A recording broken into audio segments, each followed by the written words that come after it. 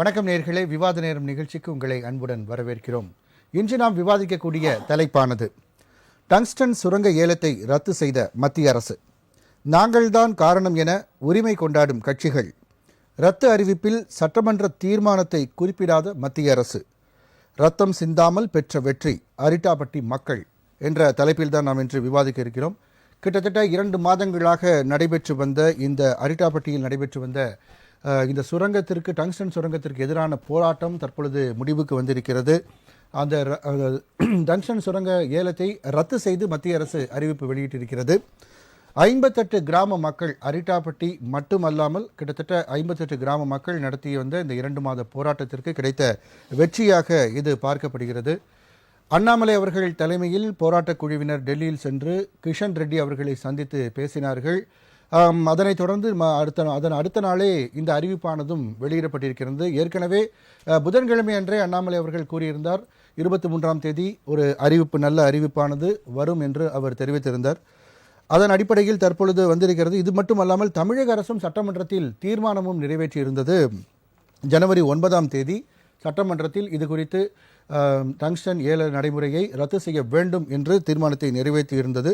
அதன் தொடர்ச்சியாக அந்த மாவட்ட மக்களின் பல்வேறு தொடர்ச்சியான, மதுரை மாவட்ட மக்களின் தொடர்ச்சியான போராட்டத்தின் காரணமாகவும் இது தற்பொழுது ரத்து செய்யப்பட்டிருக்கு. இதுக்கு முக்கியமாக கூறப்படக்கூடிய ஒரு கருத்து, அரிட்டாபட்டி பகுதி பல்லுயிர் பெருக்க பகுதி, அது கருத்தில் கொண்டுதான் அந்த ஒரு விஷயத்தை தொடர்ந்து வலியுறுத்தி வந்ததன் விளைவாகத்தான், அதை காரணமாக கூறித்தான் இந்த நடைமுறை ரத்து செய்யப்பட்டிருக்கிறது, இந்த ஏலமானது ரத்து செய்யப்பட்டிருக்கிறது. இப்பொழுது அனைத்து கட்சிகளும் இதற்கு காரணம் தாங்கள்தான் என்று அந்த விஷயத்தை தங்களுக்கு சாதகமாக ஆக்கிக்கொள்ள பார்க்கின்றனர். அந்த சூழ்நிலையில் தற்பொழுது தொடர்ந்து அனைத்து கட்சிகளும் அதற்கு உரிமை கொண்டாடி வருகின்றனர். மொத்தத்தில் அந்த டங்ஸ்டன் சுரங்க ஏலம் ரத்து செய்யப்பட்டது பற்றி நாம் இன்று விவாதிக்க இருக்கிறோம். விவாதத்திற்கு செல்லும் முன் நமது விருந்தினர்களை வரவேற்போம். இணையம் வழியாக நம்முடன் இணையும் திமுகவின் கொள்கை பரப்பு துணை செயலாளர் திரு கரூர் முரளி அவர்களை வரவேற்போம். வணக்கம் சார்.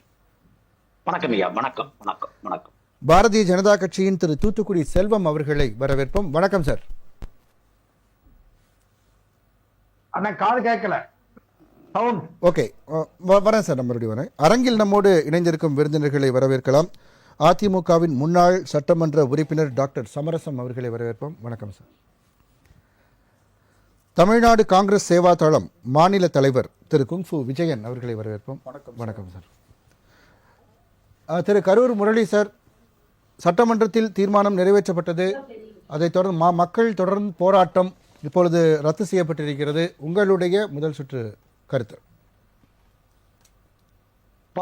ஆடுவோமே ஆனந்த பள்ளி பாடுவோமே ஆனந்த சுதந்திரம் அடைந்தோம் என்று பாரதி சொன்னதை போல டங்ஸ்டன் சுரங்கம் ரத்து செய்யப்பட்டது என்று ஒன்றிய அரசத்திற்கு அழுத்தம் கொடுத்து சட்டமன்றத்தில் தீர்மானம் நிறைவேற்றி ஒன்றிய அரசாங்கத்தை ஒரு நிலையில் இதை கொண்டு வராமல் தடுத்த சக்தி எங்கள் தலைவர் தளபதி ஸ்டாலின் அவர்களையும் திராவிட மாடல் ஆட்சியினுடைய நாயகர் எங்கள் தலைவரை தான் சாரும்.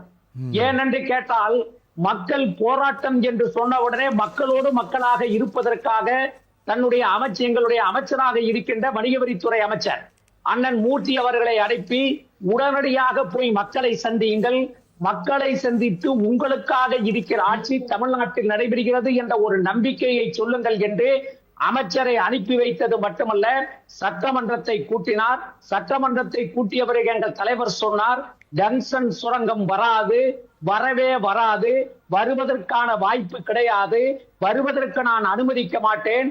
ஒருவேளை அந்த டங்ஸ்டன் சுரங்கம் வருமானால் இந்த தளபதி ஸ்டாலின் முதலமைச்சராகவே இருக்க மாட்டேன் என்று சொன்னது மட்டுமல்ல, ஒரு தீர்மானத்தை கொண்டு வந்து சட்டமன்றத்திலே நிறைவேற்றி அந்த தீர்மானத்தின் மூலமாக முரண்டு பிடிக்கிற மாடு என்றால் அதற்கு மூக்கணாங்கயிறாக, அடங்காத மாடு என்றால் அடங்காத யானை என்றால் அடக்குவதற்கு அங்குசமாக ஒன்றிய அரசாங்கத்தினுடைய அடாவடித்தனங்களுக்கு மூக்கணாங்கயிறாக அங்குசத்தை போட்டு அதை அடக்கி இப்பொழுது டங்ஸ்டன் சுரங்கம் ஒன்றிய அரசாங்கம் ரத்து செய்திருக்கிறது என்று சொன்னால் அது எங்கள் தலைவர் தளபதி ஸ்டாலின் அவர்களுக்கு கிடைத்த வெற்றி.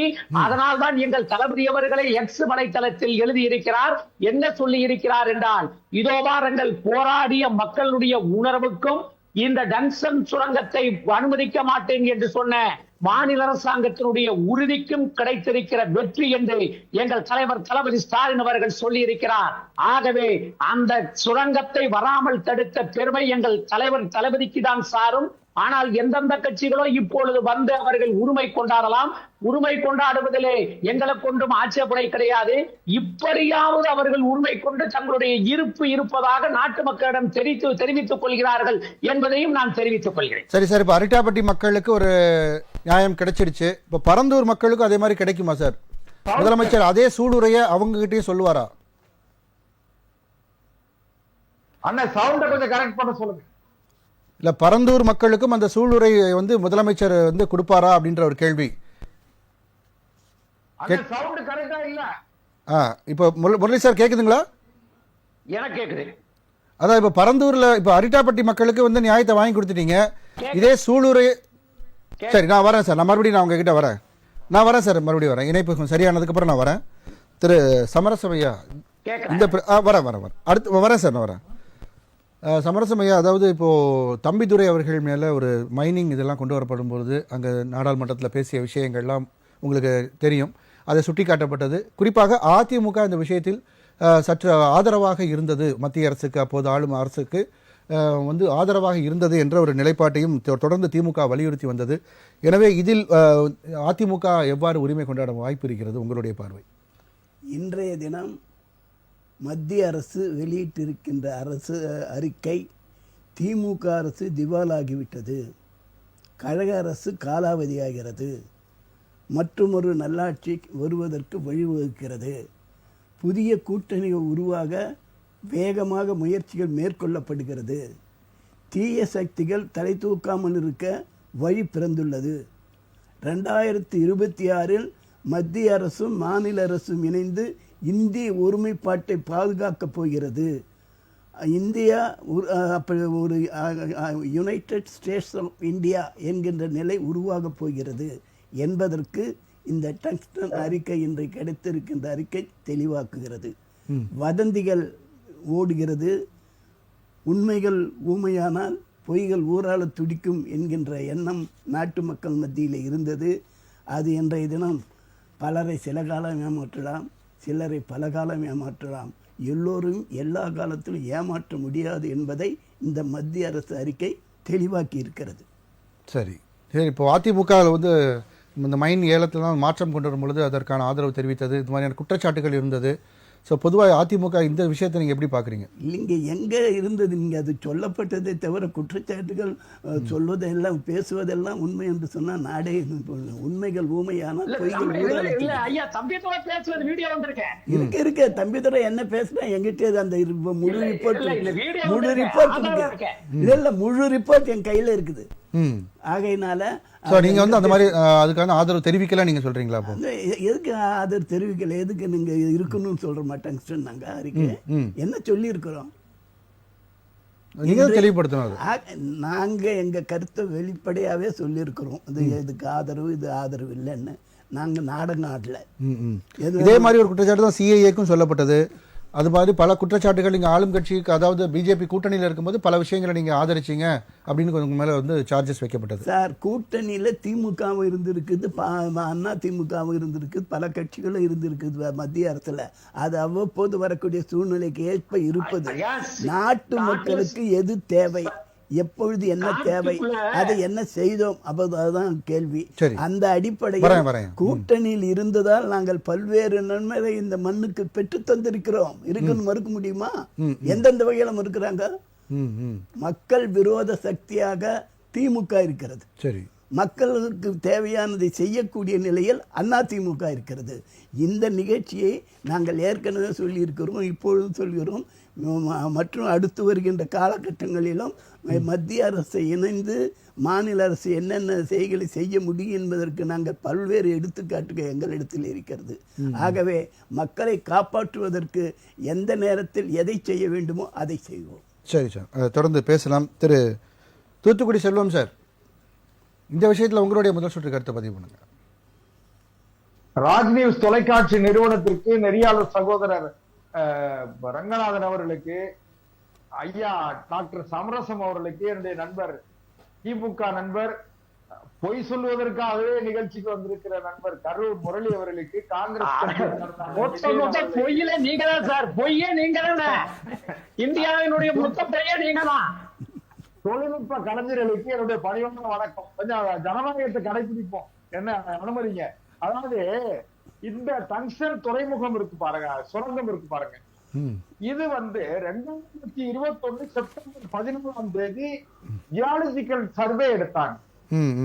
ஜியாலஜிக்கல் சர்வே ரிப்போர்ட் அன்னைக்கு வெளியிட்டாங்க 2021 செப்டம்பர் 14. அப்ப திமுக அரசு ஆட்சியில இருந்துச்சு. யாரு? என்னுடைய மதிப்புமிக்க நண்பர் கரூர் முரளி சொல்றாங்க, திராவிட மாடல் அரசு. கொஞ்சம் சொல்லி முடிச்ச கூட பேசுங்க. ஜியாலஜிக்கல் சர்வே ரிப்போர்ட் வரும்போது திமுக இப்போது இருக்கிற முதலமைச்சராக இருந்தார். ஒண்ணு, அப்ப எந்த நீங்க ஆட்சேபனையும் தெரிவிக்கல, வச்சுக்கிடுங்க. ரெண்டாவது, 2024 நவம்பர் 7ஆம் தேதி ஒரு ஹிந்துஸ்தான் சிங் நிறுவனத்திற்கு ஏலம் விடப்படுகிறது. நல்லா கவனிச்சுக்கிடுங்க. ஏலம் விட்டு விடுகிற வரையிலும் இந்த அரசு எதுவும் செய்யல. அதுக்கு பிறகு அந்த மக்கள் மத்தியில் அரித்தாப்பட்டி, நாயக்கர்பட்டி, வல்லாளன்பட்டி என்கிற அந்த கிராமப்புறத்தில் இருக்கிற அந்த மக்கள் மத்தியில ஒரு போராட்ட உணர்வு ஏற்படுகிறது. அதுக்கு பல்வேறு காரணங்கள், அதுக்குள்ள நம்ம போக வேண்டியதில்லை, நான் போக விரும்பல. ஆனா அப்படியெல்லாம் இந்த போராட்டம் வேறு வடிவம் எடுத்த பிறகு வேற வழி இல்லாம திமுக அரசு ஒரு தனி தீர்மானம் சட்டமன்றத்தில் கொண்டு வந்து நிறைவேற்றினாங்க. இது ஒரு பக்கத்துல. அதே நேரத்துல பாரதிய ஜனதா கட்சியினுடைய மாநில தலைவர் மரியாதைக்குரிய அண்ணாமலை அவர்கள் அந்த மக்களை ஏற்கனவே மக்களிடத்துல உங்களுக்கு விருப்பம் இல்லைன்னு சொன்னா இந்த திட்டம் நிறைவேறாமல் தடுப்பதற்கு தமிழ்நாடு பாரதிய ஜனதா கட்சி முயற்சி எடுக்கும் என்று உறுதி கொடுத்தாங்க முதல்ல ஒரு 2 மாசத்துக்கு முன்னால. அப்போ என்னன்னா உறுதி கொடுத்ததோட இல்ல, தமிழ்நாட்டை சார்ந்த பாரதிய ஜனதா கட்சியினுடைய மத்திய அமைச்சர் திரு எல் முருகன் அவர்களை அழைத்துக் கொண்டு மரியாதைக்குரிய மாநில தலைவர் அண்ணாமலை அவர்கள் அமைச்சர் கிஷன் ரெட்டிய, சுரங்கத்துறை அமைச்சர் கிஷன் ரெட்டியை சந்தித்து அவங்க மெமரண்டம் கொடுத்தாங்க, தீர்வு கோரிக்கை மனு கொடுத்தாங்க. சரி, அது போக கடந்த 2 நாட்களுக்கு முன்பு, கொஞ்சம் அனுமதிங்க, 2 நாட்களுக்கு முன்பு அந்த அரித்தாப்பட்டி, வல்லாளன்பட்டி, நாயக்கர்பட்டியை சார்ந்த அம்பலக்காரர்கள், அந்த கிராமத்தினுடைய முக்கியமானவர்கள், ஊர் தலைவர்கள், அது கிராமத்துல அம்பலக்காரர், நாட்டாமை, மிராசுதார் இருப்பாங்க. அதாவது ஊருடைய முக்கியஸ்தர்கள், அந்த ஊரினுடைய மதிப்பு மிக்கவர்கள். அவர்களை அழைத்து கொண்டு போய் அவர்களுடைய கோரிக்கையை மத்திய அமைச்சர் கிஷன் ரெட்டி அவர்களிடத்துல சுரங்கத்துறை அமைச்சர் நேரடியாகவே சொல்ல வச்சாங்க. சொல்ல வச்சது மட்டும் இல்லாம 22ஆம் தேதி அவர்களை சந்திக்க வைக்கிறார். அவர் சந்திக்க வைத்து விட்டு சொல்கிறார், நாளைக்கு நல்ல செய்தி வரும் என்று மக்களை சந்தித்து நீங்கள் கவலைப்பட வேண்டாம் என்று சொல்லுகிறார். யாரு? மரியாதைக்குரிய அண்ணாமலை அவருக்கு சொல்கிறார். சொன்ன 23ஆம் தேதி மத்திய அரசாங்கம் அந்த திட்டத்தை ரத்து செய்திருக்கிறது, ஏற்கனவே நிறுத்தி வச்சிருந்தாங்க. சரி சார், ஒரே சின்ன கேள்வி மட்டும் இருக்கு. இப்ப பரந்தூர் விஷயத்தை எடுத்துக்கிட்டோம் அப்படின்னா நமக்கு தமிழ்நாடு அரசு தான் சஜஷன் கொடுத்தது, அது அதிமுக திமுக 2 அரசுமே சஜஷன் கொடுத்ததுன்னு சொல்றாங்க. கேக்குதுங்களா? சொல்லுங்க. சவுண்ட் கேட்கல. கேட்கலீங்களா? சரி, இப்ப கேக்குது. அதான் இப்போ அதாவது இல்ல, பரந்தூர் விஷயத்தை பார்க்கும் பொழுது, பரந்தூர் விஷயத்துல தமிழகத்தை ஆண்ட 2 கட்சிகளுமே எங்களுக்கு மத்திய அரசுக்கு இந்த இடத்தை பரிந்துரை பண்ணாங்கன்னு சொல்றாங்க. இந்த இடத்தை மத்திய அரசு தான் நேரடியா தேர்ந்தெடுத்ததா? அப்போ இது பல்லுயிர் பெருக்க இடம்னு தெரியலையான்ற ஒரு கேள்விதான் இருக்கு சார். ஏன்னா அப்பவும் பறவைகள் ஒரு இடம், கல்வெட்டுகள் இருக்கிற இடம்னு தெரியலையா? அருமையான கேள்வி. 2018 அன்றைக்கு அதிமுக அரசு இருக்கும் பொழுது 2018ஆம் ஆண்டு இந்த இடத்தில் டங்ஸ்டன் என்கிற ரேர் மினரல்ஸ், அதாவது உங்களுக்கு தெரியும் மைன்ஸ்லயும் கூட ரேர் மைன்ஸ், அதுல கொஞ்சம் மைனர் மைன்ஸ், மேஜர் மைன்ஸ், இப்படி ஒரு 7-8 மைன்ஸ்ல 7-8 பிரிவுகள் இருக்கு. இது ரேர் மைன்ஸ். ரேர் மைன்ஸ்ல இங்க இருக்கு, ஆந்திரால இருக்கு, ராஜஸ்தான்ல இருக்கு, வெஸ்ட் பெங்கால்ல இருக்கு, இன்னும் 7-8 மாநிலங்கள்ல இருக்கு. இந்த இடத்தில் இருப்பதாக ஜியாலஜிக்கல் டிபார்ட்மெண்ட் சர்வே பண்ணி 2018 நிலம் அது அடையாளம் காணப்பட்டு அப்பவே சர்வே தொடங்குறான். சர்வே 2018 அண்ணே 2018 அதிமுக ஆட்சி. அதாவது சொல்லிட்டாங்க அவசரப்படாதீங்க. 2018 தொடங்கி 2021 திமுக ஆட்சியில் இருக்கும்போது ஏழைகள் ரிப்போர்ட் வந்தது. திமுக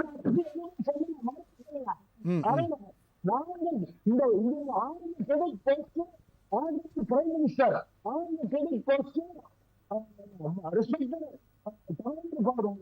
பிஜேபி பிரசிடென்ட் மிஸ்டர் அண்ணாமலை எந்த பள்ளிக்கு பேர் வைக்க முடியாது.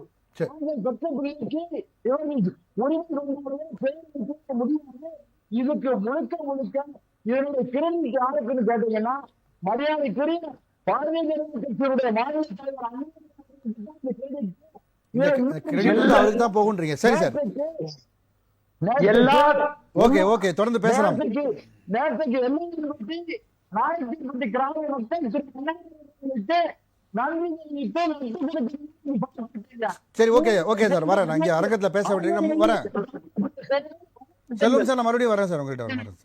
திரு குங்ஃபு விஜயன் சார், இந்த சுரங்க ஏலம் ரத்து செய்யப்பட்டிருக்கிறது என்ற விஷயத்துக்கு எல்லா கட்சிகளுமே வந்து உரிமை கொண்டாடுறாங்க. இதில் வெற்றிக்கு நாங்கள் தான் காரணம் அப்படின்றது. இதை பற்றி உங்களுடைய பார்வை? எங்களுடைய காங்கிரஸ் உடைய பார்வை என்னன்னா சார், பேஸாவே வந்துட்டு அதிமுக அவருடைய ஆட்சியில் தான் அது தொடங்கி இருக்கிறாங்க. அவங்க தான் ஸ்டார்ட் பண்ணுறாங்க. அது ஸ்டார்ட் பண்ணி நீங்க சொன்ன மாதிரி அலர்ட் ஆயிட்டு போனதுக்கு அப்புறம் மக்கள் அவரே எல்லாத்தையும் சொல்லிட்டார். 2021 ஜெயலலிதா சார் எல்லாம் தப்பு அவரே சொல்லிட்டார். சரி, கொந்தளிச்சு வரும்போது தான் இந்த பிரச்சனை வந்துட்டு பெரிய பூகாதமா வெடிக்கும் போது முதல்ல அனுமதி அவங்க அதிமுக காலத்துல கொடுத்ததான் தவறுன்றீங்க. 100% அதான் தவறு. திமுக முன்னாடி இருக்கும்போது கெயில் அது மாதிரியான பல்வேறு விஷயங்களுக்கு அவங்க ஆட்சியில் இருக்கும்போது தான் நம்ம வந்து ஆய்வு செய்வதா நாங்கள் அனுமதி கொடுத்தோன்றாங்க. அப்போ அவங்க ஆய்வு செய்ய அனுமதி கொடுத்தது தவறுன்னு தான் இப்போ நம்ம பார்க்க முடியுமா? ஆய்வு செய்ய அனுமதி கொடுக்கறதுல எனக்கு பொண்ணு தவறுவா தெரியல. அதுல ஆய்வு செய்யும் போதே தெரிஞ்சிடும். மீத்தேனா இருக்கட்டும், எல்லாமே என்ன பிரச்சனைன்னு தெரிஞ்சிடும் சார். இப்ப நான் என்ன சொல்றேன், அது மாதிரி தான் அதிமுக அனுமதி ஒரு விஷயத்த அப்பவே அவங்க வந்து அப்ஜெக்ஷன் பண்ணிக்கிறாங்க. அந்த ஊர் மக்கள் அப்ஜெக்ஷன் பண்ணிருக்காங்க. இவங்க அப்படியே பூசி எல்லா ப்ராஜெக்ட்டுக்குமே அந்த ஊர் மக்கள் அதுதான் சார். இவங்க இப்ப சேலத்துக்கு போறக்கூடிய அந்த அதிமுக கொண்டு வரும்போது அதுக்கு எதிர்த்தாங்க மக்கள். இப்ப திமுக அரசு வந்த பிறகு மறுபடியும் அந்த சாலையை அவங்க ப்ரொசீட் பண்ணிட்டு தானே இருக்காங்க. அதுதான் சார் நான் என்ன சொல்ல வரேன்னா, இந்த விஷயத்துல இப்போ வந்து முழுக்க வந்துட்டு இப்போ இவங்க என்ன சொல்றாங்கன்னா, இதோடைய வெற்றிக்கு காரணம் வந்துட்டு கிரெடிட் வந்து கோஸ் டு பிஜேபினா அது எப்படிங்க? அது கேட்கறதுக்கு ஏங்க ஜனவரி 9ஆம் தேதி தீர்மானம் போட்டாச்சுங்க. தீர்மானத்தை மத்திய அரசு குறிப்பிடவே இல்லைங்க. அவங்க அப்படி குறிப்பிடுவாங்க. தீர்மானம் சட்டசபையில போடுற தீர்மானம் சாதாரண விஷயமாங்க. எல்லாரும் சரி ஒரு மனதாக தீர்மானம் அனாமலஸ்லி அந்த தீர்மானத்தை போட்டு நிறைவேற்றின பிறகு அவர் போய் பார்க்கிறாராம். எப்படி கேட்டு பிஜேபியினுடைய தமிழ்நாடுடைய யூனிட்டி தலைவர் மதிப்புக்குரிய அண்ணாமலை போய் பார்க்கிறாராம். யாருக்கு? கிருஷ்ணன் ரெட்டியை போய் பார்த்தோம்னா அவங்க கொடுத்துட்டாங்க. நீங்க சொன்ன மாதிரி அந்த தீர்மானத்தை மென்ஷன் பண்ணல சார். இது என்ன சார்? இது நியாயமா பேசுங்க. தீர்மானத்தில் மென்ஷன் பண்ணனா அது திமுக மேல அழுத்தம் கிடையாது. திமுக அரசு அந்த கூட்டணி அரசு அழுத்தம் கிடையாதா? இவங்க கொடுத்த அழுத்தத்தின் பேர்ல தான் இவங்க அது வந்துட்டு நம்மளுடைய மதிப்புக்குரிய சீஃப் மினிஸ்டர் மு.க. ஸ்டாலின் அவர்கள் என்ன சொல்லிட்டாங்க, அதை அனுமதிக்க மாட்டோம். அதை அனுமதிச்சா கண்டிப்பா அது மாதிரி பண்ணும் போது மத்திய அரசு நான் சிஎம்மாவே இருக்க மாட்டேன்னு சொல்லிட்டு அந்த அளவுக்கு சூழல் வைத்தாரு. அப்படி வந்து அதை சொன்னதுக்கு பிறகு இவங்க பயந்து போய் தான் இது ஒரு நாடகம். பிஜேபி இடையில போட்டது ஒரு நாடகம். எப்படியும் கொடுக்க போறாங்க, அதை நிறுத்த போறாங்கன்னு தெரிஞ்சிட்டு அவங்க போய் பிஜேபிக்கு தெரிஞ்சது திமுக தெரிஞ்சுக்கலாம் இல்லையா? அதனால இந்த சூளுரை அவர்கள் சார் அதுதான் சார் அவங்க பண்ணாங்களே சார். நீங்க முதல்ல சாருங்க உங்களுடைய வாதத்துக்கே வரேன். ஜனவரி 9 அதான் கிடையாது, சூளுரையை பரந்தூருக்கு கொடுக்க முடியுமா அப்படின்னு கேக்குறேன். கண்டிப்பா செய்வாங்க. இல்ல முதல்ல இருந்தே என்ன பிரச்சனைன்னா பரந்தூரையில அதுதான் நாங்க சொல்லிட்டு இருக்கோம். காங்கிரஸை பொறுத்த வரைக்கும் என்ன சொல்றோம்னா, அப்படியே அந்த இடத்தை கொடுத்தாலும் அதுல உள்ள மக்களுக்கு அந்த ஷேர் கொடுக்கறோம்னு சொல்றோம். சப்போஸ் நீங்க சொன்ன மாதிரி அப்ப அந்த அளவுக்கு நாங்க மக்கள் மேல வந்துட்டு பிரியமா இருக்கிறோம்ன்றது சொல்றோம். ஷேரே கொடுக்கணும். அப்ப ஏர்போர்ட் எடுத்துக்கிட்டாலும் கூட அதற்குள்ள லேண்ட் கொடுக்கிற மக்கள் சொல்றேன், அந்த இடத்தை கொடுக்கறாங்க பார், அதுக்கு ஷேர் கொடுக்கணும்னு சொல்லிட்டு தான் இன்னைக்கு கூட எங்களுடைய தலைவர் திரு செல்வ பிறந்தகை பேசியிருக்கார். அதனால வந்துட்டு இது வந்து பூசணிக்காய் மறக்கிற விஷயமா இது இது எவ்வளவு பெரிய விஷயம். ஜனவரி 9ஆம் தேதி நாங்க தீர்மானம் போட்டிருக்கிறாங்க, ஒரு மனதா தீர்மானம் நிறைவேற்றப்பட்டிருக்கிறது, அதுக்கப்புறம் அனுப்பிச்சிருக்கிறாங்க. அதுக்கு பின்னாடி போயிட்டு அந்த பிஜேபியினுடைய அண்ணாமலை பாட்டு அதுக்கப்புறம் 2 நாளுக்கு அப்புறம் வந்ததுன்னா என்ன சார் நியாயமா பேசி கிரெடிட் போயிடுமா? சரி, இது முதல்ல நீங்க செய்ய வேண்டியது தானே. ஜனவரி 9ஆம் தேதியே போயிட்டு நாங்க பிஜேபி இருக்கோம், மத்திய அரசுல நாங்க பிஜேபி தான் இருக்கிறோம் அப்படின்னு சொல்லிட்டு முடிச்சிருந்தீங்கன்னா கிரெடிட் கோஸ் டு பிஜேபி. இப்போ 100% கிரெடிட் அப்படி சொல்றது பார்த்தா இவங்க கிட்டத்தட்ட போராட்டமே 2 மாசத்துக்கு மேல நடந்துட்டு இருக்கு. இப்ப ஜனவரி 9 தானே நம்ம திமுக தீர்மானம் போட்டிருக்காங்க. அவங்க முதல்ல போடலாம். போராட்டம் நடந்ததுக்கு அப்புறம் பிரச்சனை ஆனதுக்கு அப்புறம் தான் நார்மலா வந்துட்டு தீர்மானம் வந்துட்டு சார் குறுக்கிட ஒரே ஒரு நிமிஷம் சொல்லுங்க. சட்டமன்றத்தில் ஒரு தீர்மானத்தை ஆளுங்கட்சி போட்டா அது இதுவரையிலும் நிறைவேறி இருக்குதா? எத்தனை தீர்மானம் அப்படி இப்ப நீட் எக்ஸாமுக்கு போட்டிருக்காங்க. நிறைவேறி ஒரே ஒரு விஷயம் ஆனா உங்களுக்கு தெரியாது ஒண்ணு இல்ல, சமரசானத்துக்கு சொல்றேன். நிறைவேறும் நிறைவேறாது கோசம் தீர்மானம் போகல. தமிழ்நாடு முழுவதும் நாங்க வந்து இதுக்கு அப்ஜெக்ஷன் தெரிவிக்கிறோம்னு அர்த்தம். அதுக்கு அர்த்தம் என்னன்னா மக்களுடைய அப்ஜெக்ஷனை யார் சொல்வா? ரெப்ரசன்டேட்டிவ் ஆஃப் பீப்பிள் யாரு? எம்எல்ஏஸும் மினிஸ்டர்ஸ் தான் ரெப்ரசன்டேட்டிவ் ஆஃப் பீப்பிள். மக்களுடைய அதிருப்தியை இருங்க அது நிறைவேறுதுன்னா மத்திய அரசு அந்த மாதிரி இருந்தா நாங்க என்ன பண்ண முடியும்? மத்திய அரசு இல்லைங்க, அவருடைய உணர்வை நான் மதிக்கிறேன், அது வேற விஷயம். சட்டமன்றத்தில் தமிழ்நாட்டில் தீர்மானம் போட்டு அது மத்திய அரசு அனுமதித்து அதற்கு வேண்டிய ஏற்பாடுகளை இதுக்கு எந்தெந்த தீர்மானங்கள் நிறைவேற்றி எந்த 2 ஆட்சியிலுமே கேக்குறீங்க இல்ல? அதுதான் கேக்குறேன். அதுதாங்க இல்ல, இப்ப பிரச்சனை வந்து தீர்மானம் நிறைவேறிச்சா நிறைவேறலையான்னு கிடையாது. நீங்க மக்களுடைய பிரச்சனைய மக்களுடைய வந்து பிரதிநிதிகள் வந்துட்டு சட்டமன்றத்துல தான் அது அழுத்தம் கொடுத்து தீர்மானம் நிறைவேற்றி அமைச்சிருக்காங்க. அதன் வாயிலா தான் இன்னைக்கு கிஷன் வந்து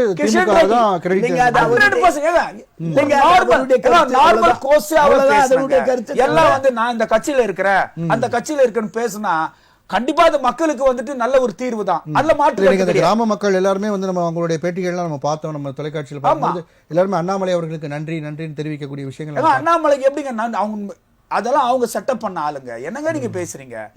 கொஞ்சமா நியாயமா பேசுங்க. தீர்மானம் போடுறது நாங்க, யாரோ ஒருத்தருக்கு நன்றி சொன்னாங்கன்னா அது எப்படிங்க ஒரு நியாயமா பேசுங்க. ஒரு சட்டசபையில் தீர்மானம் யாருங்க போடுறாங்க? எம்எல்ஏ போடுறாங்களா? மக்கள் நாளைக்கு வாங்க எல்லாமே தளபதி ஸ்டாலின் தான் சொல்லுவாங்க. ஆமா, உங்க டிவி உங்க ஆளுங்க. நான் கேட்கிறேன், உங்க அண்ணாமலை லண்டன் போயிட்டு வந்ததுக்கு என்ன பேசினாரு? டங்ஸ்டன் சுரங்கத்தை பத்தி என்ன பேசுறாரு? என்ன பேசுறாரு? வெளிநாட்டுல இருந்து வந்ததுக்கு அப்புறம் வளர்ச்சி திட்டங்கள் வருவதற்கு எல்லாம் போராடுறோம். எப்படி இந்தியா முன்னேறினான்னு கேட்டாரு. மக்கள் எங்க போச்சு போயிருக்காங்க. என்ன சார் நான் முடிச்சிடுறேன். வரேன் சார் அரங்கத்துல முடிச்சுட்டு நான் மறுபடியும் வரேன். 1000 ரூபாய் நீங்க நிதி கொடுங்க. சரி, ஓகே. கரூர் முரளி சார், செல்வம் சார், நான் வரேன். இங்க அரங்கில பேசிட்டு நான் வரேன். நான் மறுபடியும் உங்ககிட்ட அடுத்த சுற்றுல பேசலாம். ஐயா நீங்க 2 பேரும் பேசிருந்தீங்கன்னா இங்க நாங்க விவாதம் இல்ல வர சார். கரூர் முரளி சார், செல்வம் சார் 2 பேரும் கொஞ்சம் அமைதியா இருங்க. நான் வரேன் சார், மறுபடியும் வரேன் சார். நீங்க பேசுங்க. அதுதான் சார் இது தெளிவான விஷயம். ஓகே, இது பெருசா வந்துட்டு இத போயிட்டு மூடி மறந்து அவசியம் இல்ல. தீர்மானம் போட்டோம். அப்ப அண்ணன் சொல்ற மாதிரி தீர்மானம் நிறைவேறுது நிறைவேற அதை பத்தில அது வேற விஷயம். அந்த நிறைவேற்றுவீங்க, அது வந்து நடக்குது நடக்காது. ஆமாங்க, அப்ப மக்களுக்கு எதுக்கு எம்எல்ஏ இருக்காங்க? They are the representative of people தான். அவங்களுடைய மன வலிமையை அந்த கருத்தையில இன்னைக்கு சொன்னாங்க. எல்லாம் சேர்ந்து ஒரு மனதாக தீர்மானம் நிறைவேற்றினாங்க, அதை அமுச்சு விட்டாங்க. அதன் வாயிலா கிடைச்ச வெற்றி தான் இது. அதை பேச விட்டுட்டு ஒரே ஒரு விஷயம் கேட்கறாங்க. நான் சொல்றேன் சார், உங்க கேள்வி எனக்கு புரியுது. இப்ப நீட் தேர்வுக்கு எதிரான தீர்மானம் பல தடவை நிறைவேற்றப்பட்டிருக்கு. நம்ம இதுல 2 ஆட்சியிலுமே நிறைவேற்றப்பட்டிருக்கு. சோ அது மாதிரி பல்வேறு தீர்மானங்கள் நிறைவேற்றிருக்காங்க. சோ இந்த தீர்மானம் தான் வந்து வலியுறுத்துது அப்படின்னா மத்ததெல்லாம் ஏன் ரத்து செய்யலன்றது அண்ணா ஐயாவோட கேள்வியா இருக்கு. அதாங்க சிலது வந்து எப்படின்னா நாம பொதுவாவே ஒரு கருத்துங்க, எல்லா தீர்மானமும் நிறைவேற்றாங்க.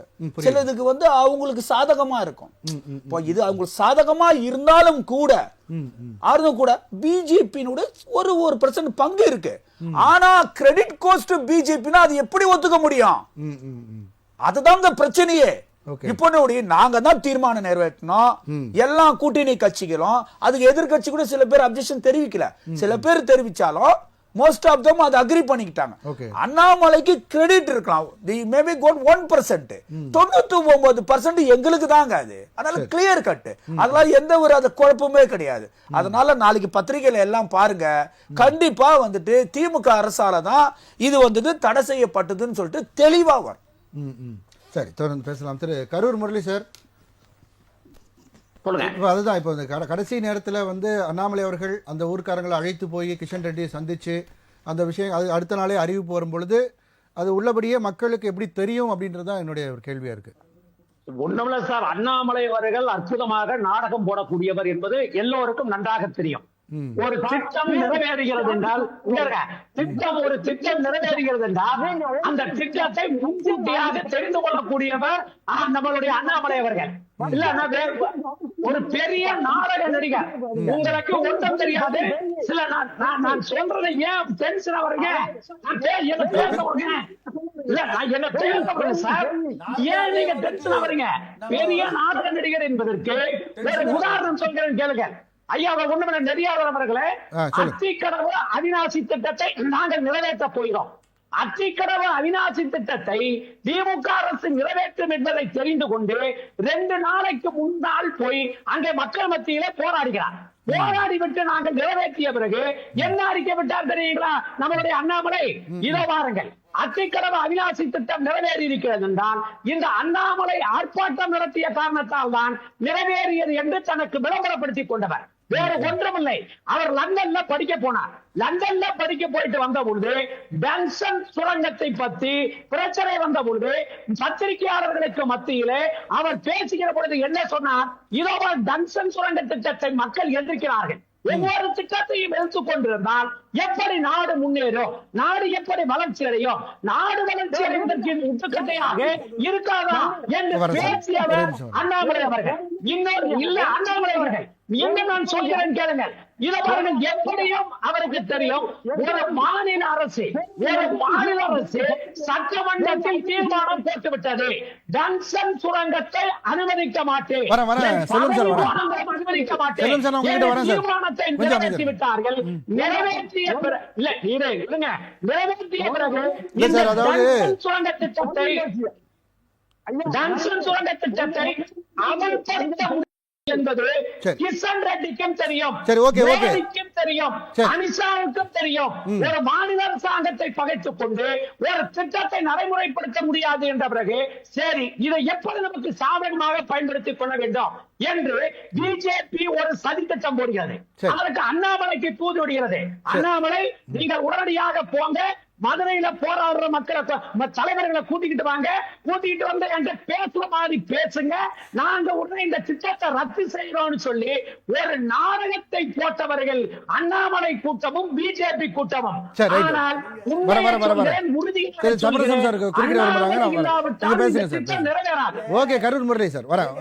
முரளி அவர்கள் வேகமா அழுத்தமா சத்தம் போட்டு பேசினா பொய்யிலே நீந்தி வந்தால் புலுகனெல்லாம் தலைவர் ரெடின்னா எந்த விஷயத்தை எப்படி சொல்லணுமோ அப்படி சொல்லி அது மக்களுக்கு நம்ப வைக்கிறதுக்கு இது ஒரு உத்தி.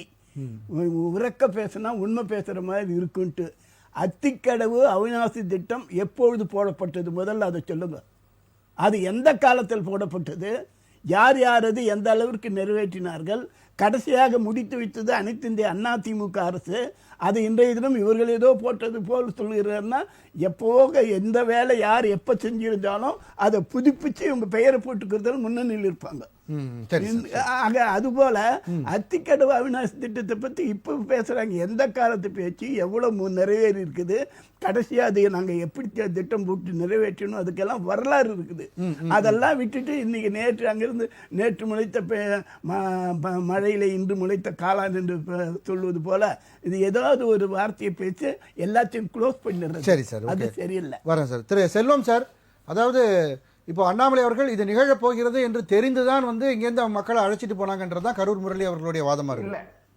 நீங்க அதாவது நண்பர் கரூர் முரளி அவர்களுக்கு வலிமையாக வாதம் செய்வதற்கு அங்க ஆதாரம் இல்லைங்கிறதுனால அவர் சட்டம் போட்டுக்கிட்டு இருக்காரு. வர கருணாநிதி அவங்க பேச விடுங்க கொஞ்சம் இணையத்துல. ரெண்டு பேர் பேசினா புரியல. அதாவது ஏற்கனவே இந்த போராட்டம் தொடங்கிய உடனேயே உங்களுக்கு உடனுக்குடன் இல்லை என்று சொன்னால், உங்களுக்கு இதுல இந்த திட்டத்தின் மீது நம்பிக்கை இல்லை என்று சொன்னால், இந்த திட்டத்தை பாரதிய ஜனதா கட்சி தடுப்பதற்கு முயற்சி எடுக்கும் சொல்லி அன்றைக்கு மத்திய அமைச்சர் எல்முருகனை அழைத்துக் கொண்டு போய் மத்திய அமைச்சர் சந்திச்சு மெமரண்டம் பிஜேபி சார்பில் மெமரண்டம் கொடுத்தாங்க. அதுக்கு பிறகு இந்த மக்கள் மத்தியில இருந்த திமுக சொல்றாங்க பாருங்க, திமுக ஆளுங்கட்சி மதுரை மேலூர்ல இருந்து மதுரை வரை 29 கிலோமீட்டர் 29 கிலோமீட்டருக்கு எதுக்கு யூனிவர்சிட்டி கொடுப்பதற்கு காவல்துறை மேலூர்ல இருந்து மதுரை வரை 29 கிலோமீட்டர் 1 கிலோமீட்டர் 29 கிலோமீட்டர் மக்கள்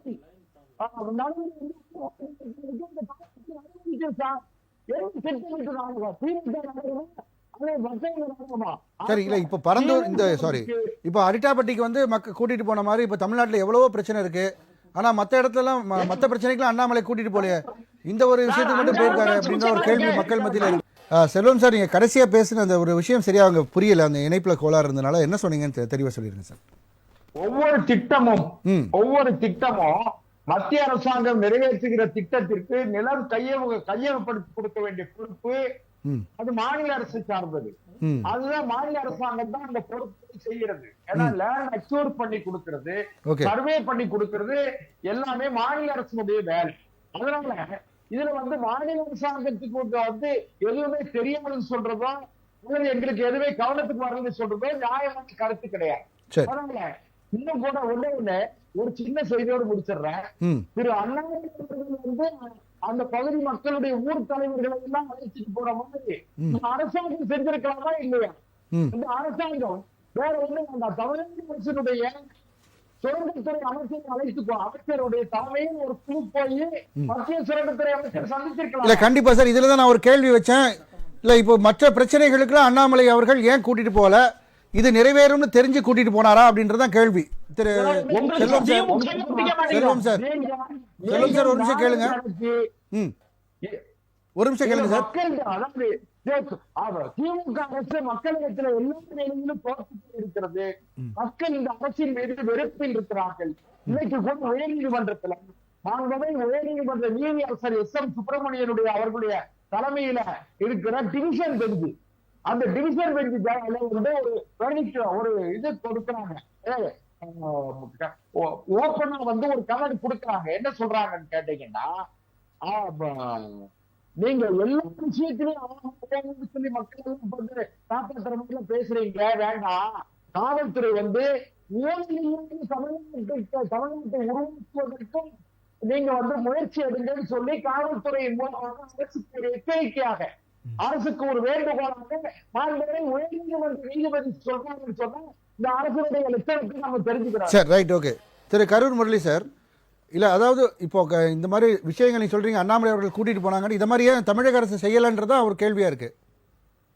சார், தமிழக அரசு செய்வதற்கு தயாராக இருக்கிறது, பார்ப்பதற்கு அவர்கள் தயாரானு கேளுங்க. நாளைக்கே எங்களுடைய அமைச்சர்களை அனுப்பி நீட்டுகளை ரத்து செய்ய வேண்டும் என்று ஒரு தூதுக்குழுவை எங்கள் தலைவர் தளபதி நாளைக்கு அனுப்ப தயாராக இருக்கிறார். நீங்கள் செய்வதற்கு தயாராக என்றால் தயாராக இல்லை. ஏனென்றால் உங்களுடைய நாடகத்திற்கு சரியாக நடிக்கக்கூடியவர், நல்ல கதாநாயகனாக நடிக்கக்கூடியவர் அண்ணாமலை. ஆகவே நீட்ட நாங்க சொல்றோம் கேளுங்க, நீட்டு தேர்வுடைய வரலாறு தெரியாம பேசாதீங்க. நாங்க கலைஞர் இருந்தவரை நீட்டு உள்ளவரவன், கலைஞர் இருந்தவரை நீட்டு உள்ளவன், நீட்டு உள்ளவன், நீட்டு வரலாறு நீட்டு வரலாறு பேசுவான்.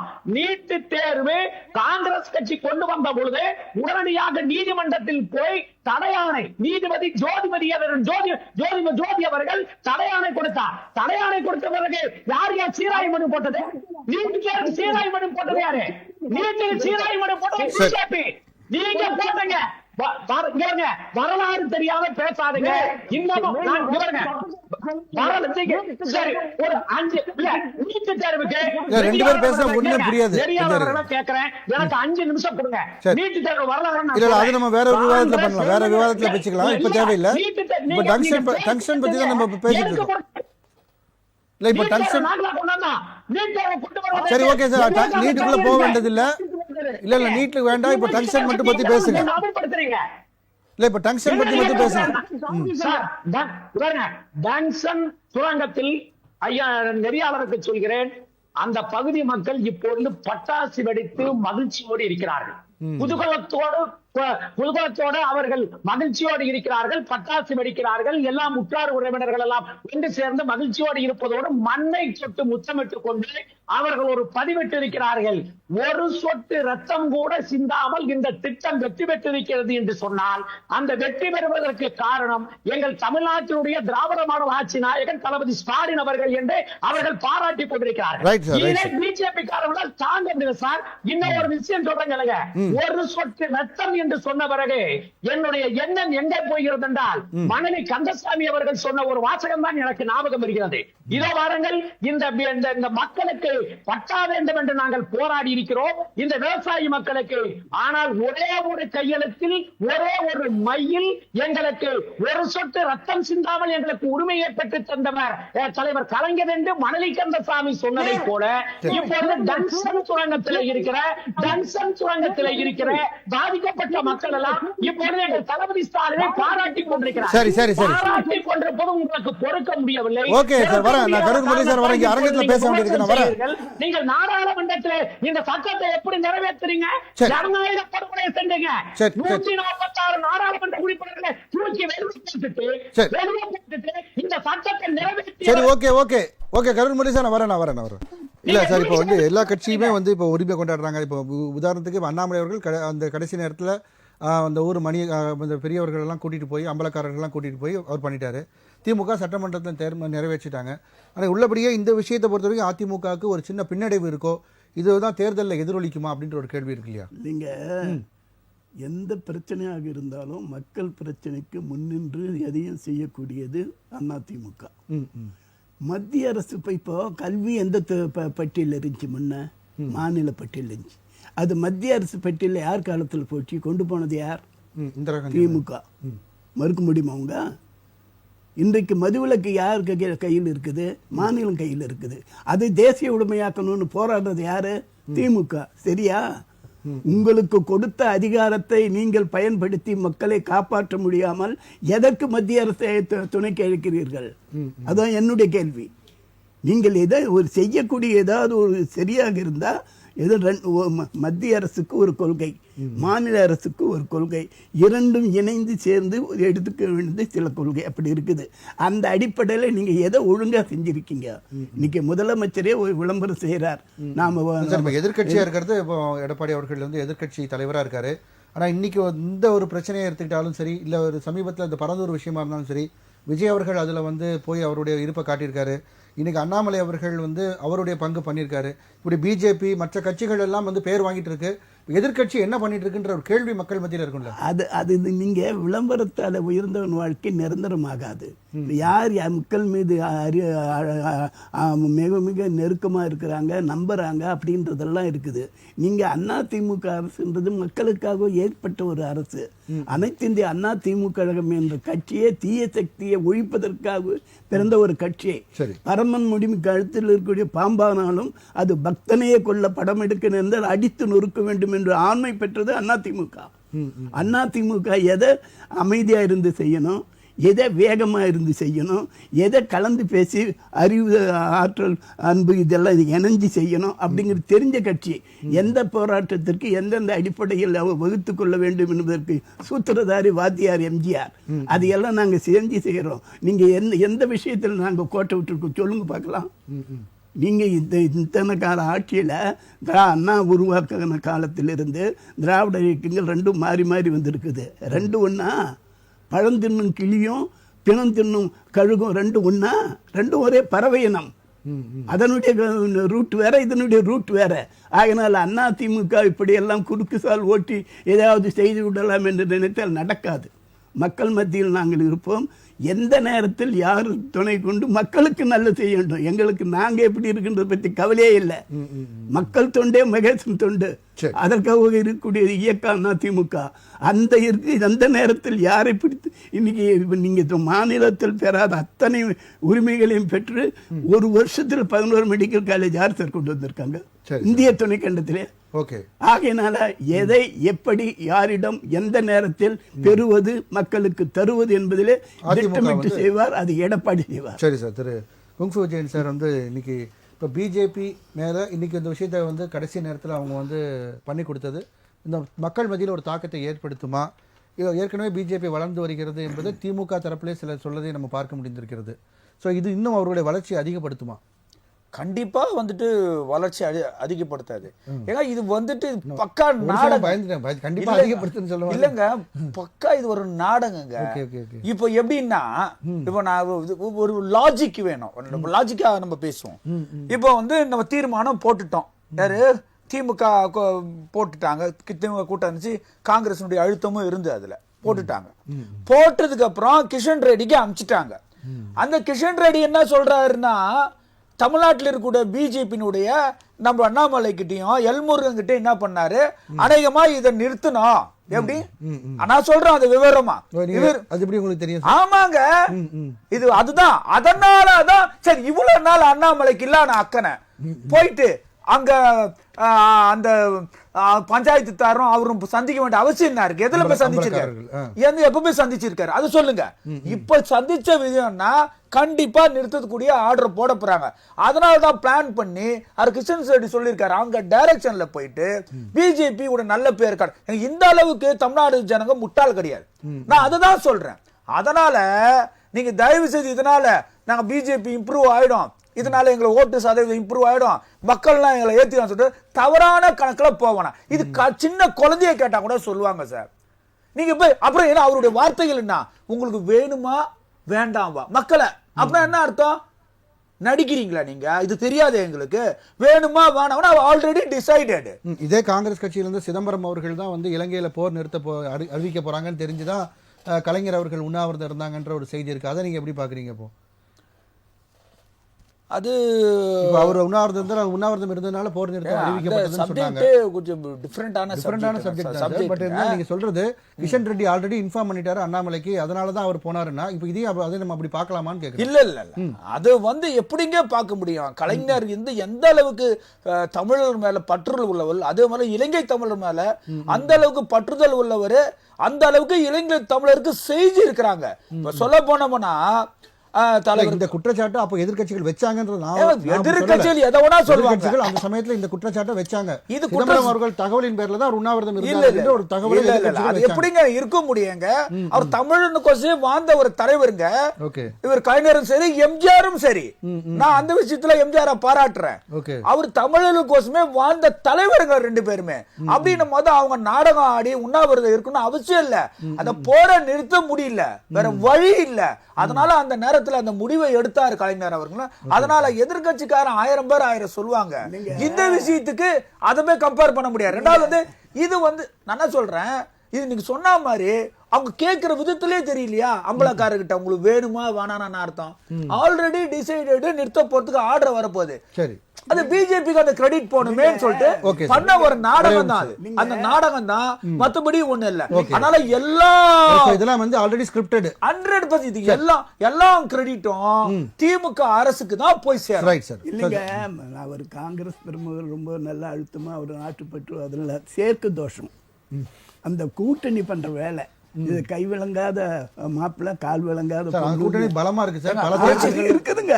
புரட்சி தலைவர் சொன்னாங்க இல்லைங்க, நாங்க எப்ப எந்த காலத்துல எந்த மாதிரி யாரோட எப்படி வச்சு காங்கிரஸ் இருந்து இப்போ அருணகிரிக்கு போய் நாங்க வேலை செஞ்சோங்க. எலக்ஷன் இப்படிதான் இருக்கணும்ன்றதுக்கு நாங்க எதிர்ப்பு இருந்து கூட அந்த அளவுக்கெல்லாம் இருந்து அது வேற விஷயம் போவோம். இப்போ அவங்களுடைய நிலைமை கூட்டணி, வேற ஒன்றும் இல்லை. தமிழ்நாட்டில் காங்கிரஸ் ஒன்றும் பண்ண முடியாது. 1960 போயிடுச்சு. காலாவதி அது பேர் சொல்றதுக்கே இல்லை. அவங்க எதுனா பார்த்து செஞ்சா உண்டு. திமுக அந்த நிலைக்கு வந்துட்டாங்க. அதனால ஜால்ரா அடிக்கிறாங்களே தவிர இவங்க பேசுறது எந்த எல்லாமே அது முரளி சாரா இருக்கட்டும் யாரா இருக்கட்டும் அந்த நிலைமை இப்ப அதிமுக வந்துற மாதிரி தான் தெரியுது அப்படின்னு தான் சொல்றாங்க. என்னங்க இப்ப காங்கிரஸ் போன்ற ஒரு நிலை தான் அதிமுக வருமா அப்படின்றத சொல்றாரு முரளி. அது காங்கிரஸ் என்ன ஆச்சுன்னே தெரியாது. காங்கிரஸ் அவர் குறிப்பிட்ட அந்த நிலை 60 வருஷம் ஆட்சியில இல்லங்க, இன்னும் காங்கிரஸ் உயிரோட இருக்கு. இன்னொரு 5 வருஷம் எல்லாம் போட்டான் முரளி சார் சொல்றாரு அதிமுக எல்லாம் போய்டும். இன்னொரு 5 வருஷம் 60 வருஷம் ஆட்சியில என்ன பேசணும்ன்றது இல்ல, என்ன பேசணும்ன்றது உள்வாங்கிக்க. இல்ல நீங்க தவறா சொல்லக்கூடாது. இல்ல காங்கிரஸ் இல்ல 60ல இருந்து காங்கிரஸ் இல்ல தவறே நான் பேச மாட்டேங்க, மனமறிஞ்சு பேச மாட்டேன்.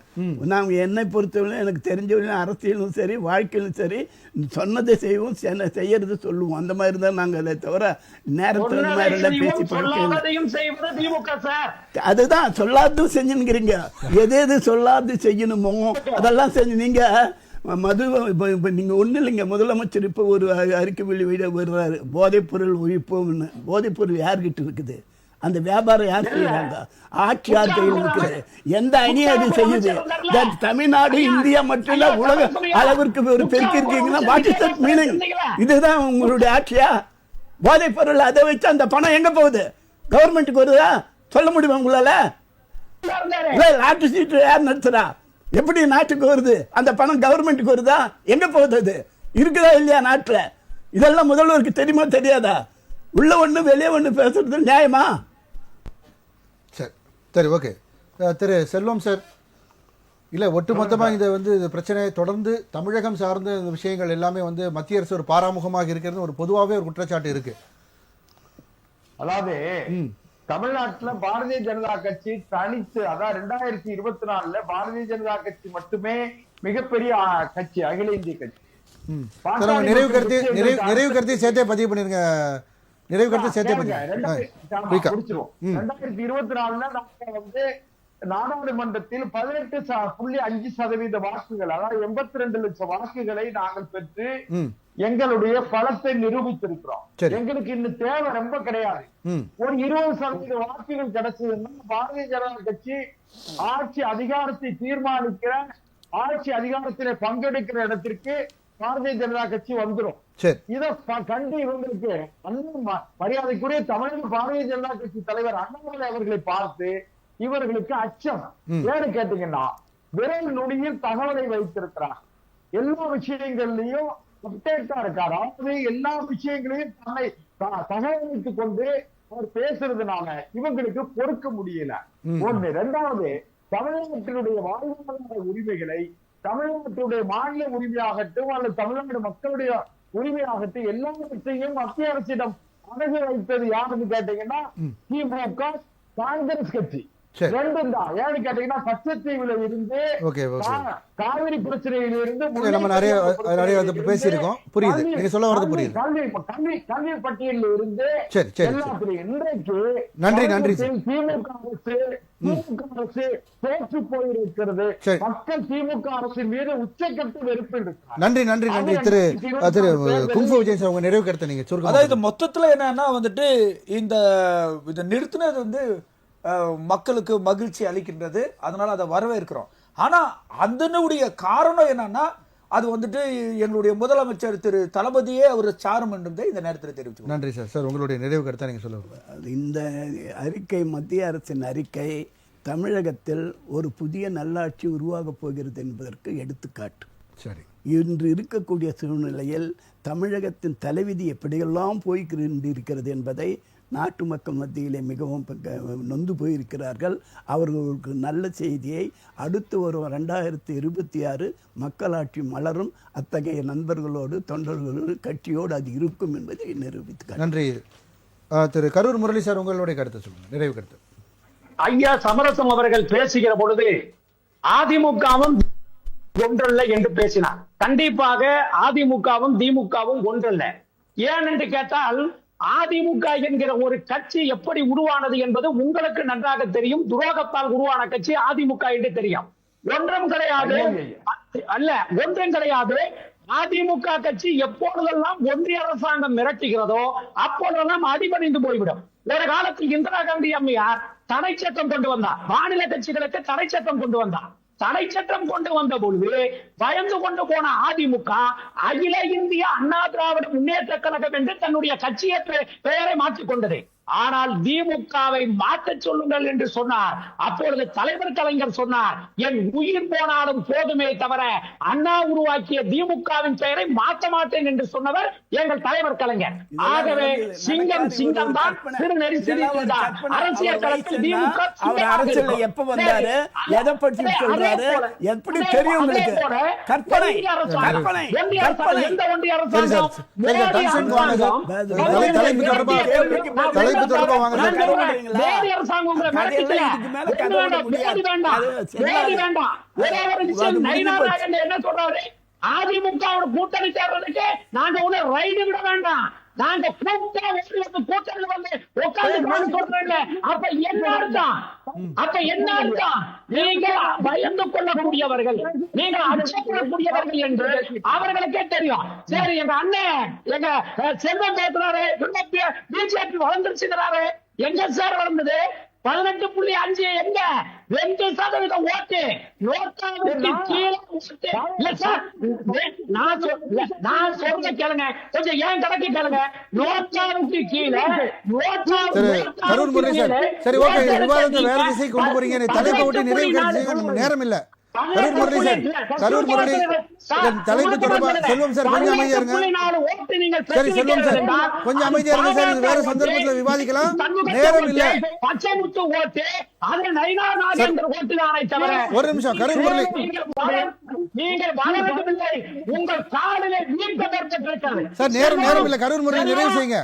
கரூர் முரளி சார், தலைப்பு தொடர்பா நிறைவு கருத்து சொல்லுங்க. கரூர் முரளி சார், செல்வம் சார் கொஞ்சம் அமைதியா இருங்க. நிறைவு கருத்து ஒன்றே ஒன்றுதான். நன்றாக தெரிகிறது, செல்வத்தையும் சமரசத்தையும் பார்க்கிற பொழுது கள்ள கூட்டணி இப்பொழுது புதிய கூட்டணியாக மலர்ந்திருக்கிறது என்பது நன்றாக தெரிகிறது. ஏனென்றால் இவருக்கு அவர் முட்டு கொடுக்க, அவருக்கு இவர் முட்டு கொடுக்கிறார் என்றால் பரவாயில்லை, உங்கள் கள்ள கூட்டணி நல்ல கூட்டணியாக மாற என்னுடைய வாழ்த்துக்கள். நன்றி. நம்முடன் விவாதத்தில் பங்கு பெற்ற விருந்தினர்கள் அனைவருக்கும் நன்றி. மீண்டும் ஒரு விவாத நேரம் நிகழ்ச்சியில் சந்திப்போம் நேயர்களே. நன்றி, வணக்கம்.